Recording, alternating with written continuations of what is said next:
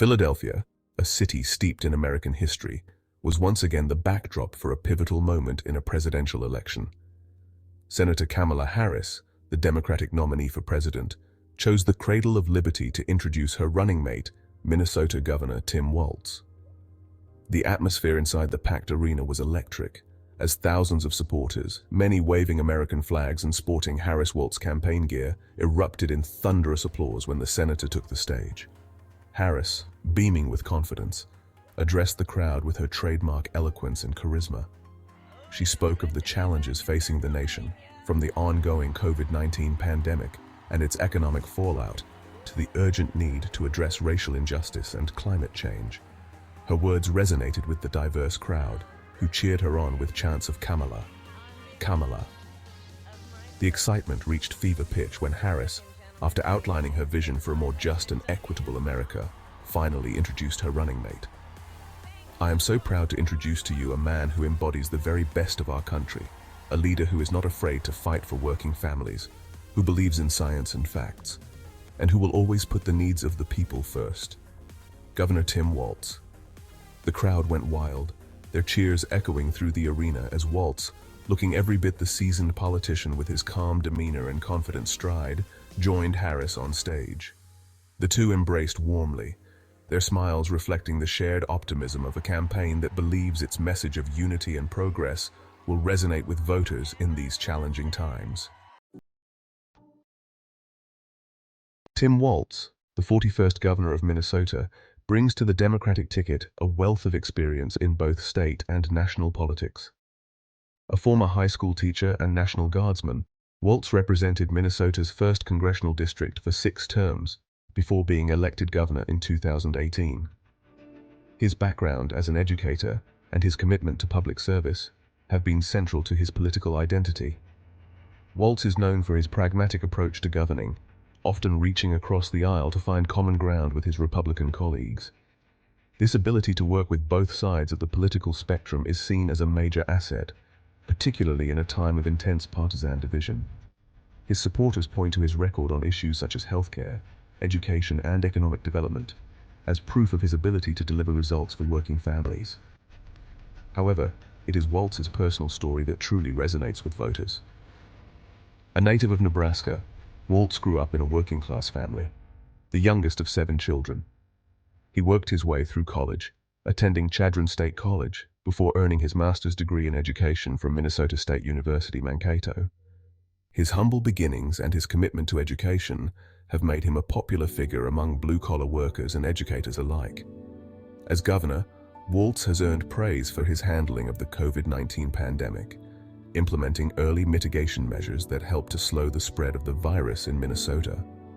He has also been a vocal advocate for racial justice, signing into law a series of police reforms in the wake of the George Floyd murder. His record on these critical issues, coupled with his down-to-earth demeanor and his ability to connect with voters from all walks of life, have made him a valuable addition to the Democratic ticket.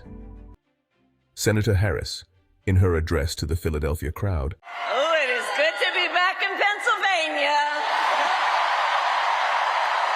So let me say, on behalf of myself and the first second gentleman of the United States, my husband, Doug Emhoff, thank you for the warm welcome. And let me just say, it's good to be here with all of the friends, all of the leaders who are here. I want to thank former Governor Ed Rendell, Senator Bob Casey, who we will re-elect this November, Senator John Fetterman, Mayor Sherelle Parker, and Chairman Jamie Harrison. And it is so good to be here with your incredible Governor, Josh Shapiro.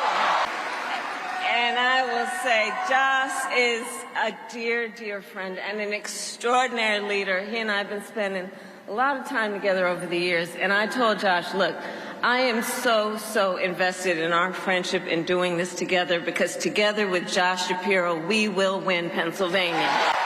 We will win Pennsylvania. And I thank you, Josh. I thank you. So, Philadelphia, I launched my campaign for the President of the United States a mere 2 weeks ago. And it's been a bit of a whirlwind. And just last night, the delegates to the Democratic National Convention finished voting. And so I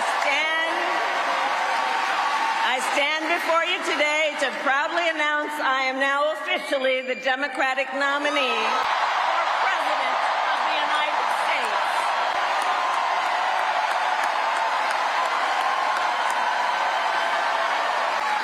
And so now we got some work to do. We need to move to the general election and win that.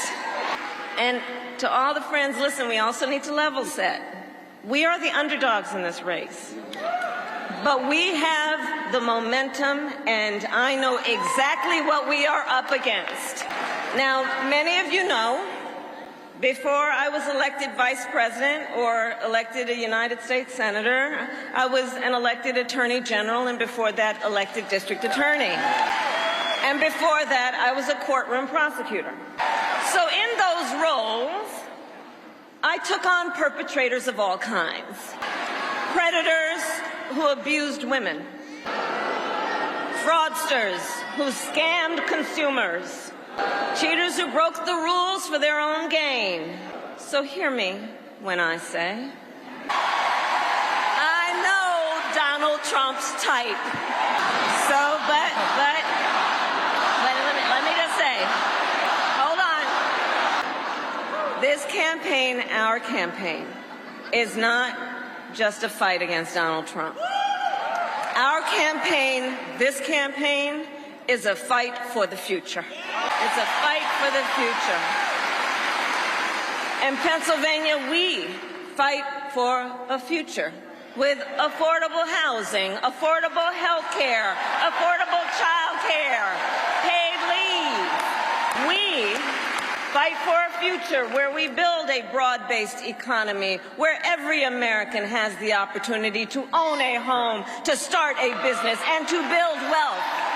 We fight for a future where we bring down prices that are still too high and lower the cost of living for America's families so that they have a chance not just to get by, but to get ahead. We fight for a future where we defend our most fundamental freedoms. The freedom to vote. The freedom to be safe from gun violence. The freedom to love who you love openly and with pride. And the freedom of a woman to make decisions about her own body, not having her government tell her what to do. So, I love you too. So here's the thing. Since the day that I announced my candidacy, I set out to find a partner who can help build this brighter future. A leader who will help unite our nation and move us forward. A fighter for the middle class. A patriot who believes, as I do, in the extraordinary promise of America. A promise of freedom, opportunity, and justice, not just for some, but for all. So, Pennsylvania, I'm here today because I found such a leader. Governor Tim Walz of the great state of Minnesota. So, to those who know him best, Tim is more than a governor. To his wife, Gwen, he is a husband. To his kids, Hope and Gus, he is a dad. To his fellow veterans, he is Sergeant Major Walz. To the people of southern Minnesota, for 12 years, he was congressman. To his former high school students, he was Mr. Walz. And to his former high school football players, he was coach. And in 91 days, the nation will know Coach Walz by another name, Vice President of the United States. So America, for some folks, they're just getting to know Coach Walz's story. And I'll tell you, he is the proud product of a middle-class family in rural Nebraska. He is a veteran who served our nation in uniform for more than 2 decades as a member of the Army National National Guard, and he went to college on the GI Bill. He is someone who, long before he entered politics, worked as a teacher. When Coach Walz and his wife Gwen moved from his native Nebraska to Minnesota nearly 30 years ago, they both took jobs at the local high school. Coach Walz taught social studies, Gwen taught English. After school, Tim was the linebackers coach for the football team, where I've heard the stories about he had a knack for using the game of football to teach life lessons. He saw the potential in kids who sometimes didn't even see it in themselves. Under those Friday night lights, Coach Walz motivated his players to believe they could achieve anything. And together, they defied the odds, hear this out, going from a winless record to the school's first ever state championship. Coach! And I'll say and I'll add, Tim wasn't only a role model on the football field. Around that same time, Coach Walz was approached by a student in his social studies class. The young man was one of the first openly gay students at the school and was hoping to start a gay-straight alliance. At a time when acceptance was difficult to find for LGBTQ students, Tim knew the signal that it would send to have a football coach get involved.